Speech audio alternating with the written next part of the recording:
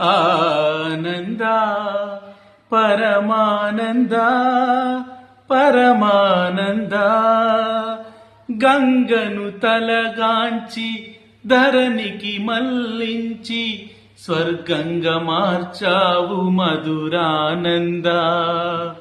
పుత్రుణ్ణి కరుణించి పున్నమనరకాన్ని లేకుండా చేస్తావు స్వర్గానంద. దానా ధర్మాల ఫలితాలే పసివాళ్ళు,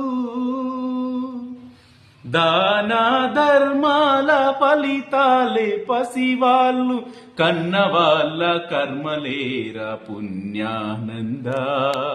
కర్త నువ్వే కర్మ నువ్వే కరుణానంద.